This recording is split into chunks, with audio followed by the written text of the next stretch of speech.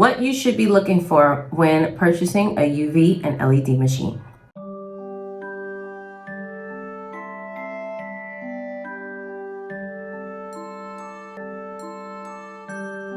Every time I come to this topic in class, I always ask my students what kind of UV LED machine they have and why they purchased it.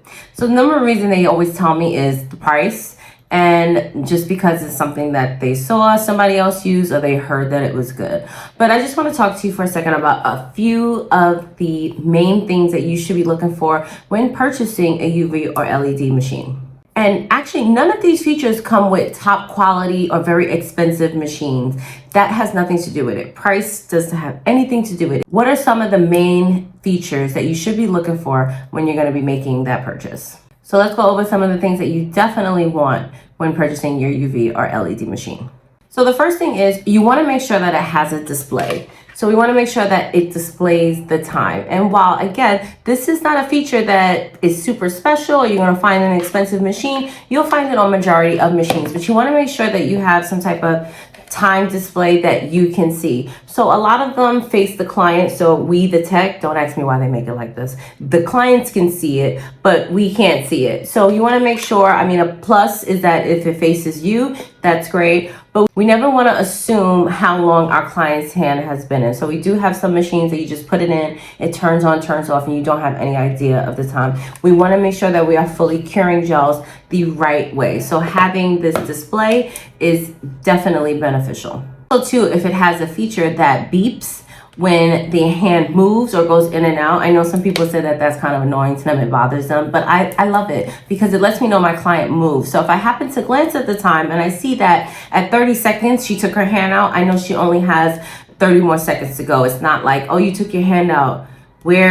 At what point? So now I have to start all over again. Because guys, you have to remember that it's very, very important that you are fully curing your gels, gel polish, especially hard gel applications, because as we know, gel is very tricky and it seems like it's cured and it'll move, but everything seems good, but inside that enhancement, those molecules are not fully cured. And what happens is they trickle down into the client's nail plate, and that can cause your client a nail disease or disorder. So we want to fully make sure that we are curing gels. Another good feature is if it has a high mode and a low mode. So this is definitely something that you should be looking for if you are doing any type of hard gel enhancements, because I know it's happened to you or your clients where they put that hand in the machine and then all of a sudden, boom, you get this rapid heat spike and it burns. Having a low mode can actually help with that. So when you notice that your machine has a low mode, it's usually the same as maybe the power button or the lowest button. So for this one, it's the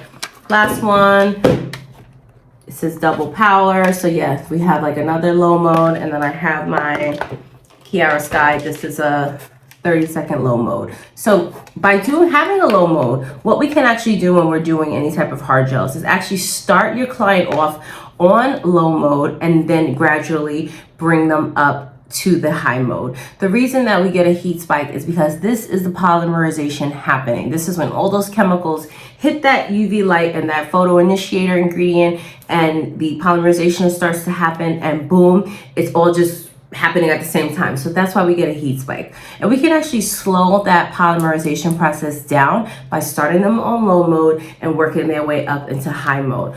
Or, fun fact, you can actually start your client outside of the machine and have them work their way in. So again, I can start her out still on low mode and she can work her way into high, or we can go all the way in on low mode and then do high. You do need to do a high mode. It needs to fully cure. So don't just set your clients on low mode and then assume that it's dry. So we're just gonna slow that polymerization down to avoid that heat spike. So again, if you're somebody that's doing hard gels, that's definitely a must-have feature that you should have in a machine. The next thing is your bulb placement. So when we look inside our machines, we see all different types of bulbs and everything, and we can notice the different placement of the bulbs. And this is something that you can see online very easily. Let's take a look at this one. And we can just notice where the bulb placement is. So when I say that, is that you'll notice that some machines, especially the sides, we want to make sure that there is enough light coming out of this machine so that I'm curing fully and properly every finger. Some machines have only like 3 buttons. I don't have it with me here today, but I think it's a Beatles machine, where it only has 3 lights for the thumb, meaning that thumb is probably not going to cure fully like the rest of the nails. And again, gel is tricky because the surface will dry, but inside is not going to cure.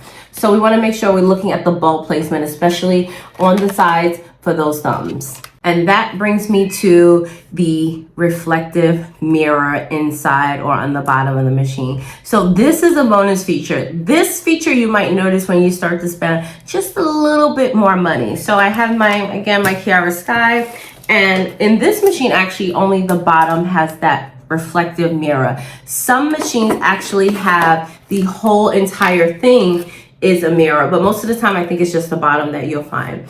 How that benefits you is that now, once I turn this machine on, the lights are actually going to reflect off of the bottom of the nail. When I put my hand in, the lights are going to reflect off this bottom mirror and make sure that this light is now bouncing around the machine to make sure that it's fully curing every single nail. So it's a benefit of fully making sure that every nail is going to cure and cure thoroughly. So I do love a machine that had the mirror interior. So that was just some of the main features that I look for when buying a machine if you're just beginning out or just need a little quick guide. If you want to see a video that I previously created where I break down every single feature of a UV LED machine, what you should be looking for and how they work, you can go check that out. I will leave a link below and you can watch that video.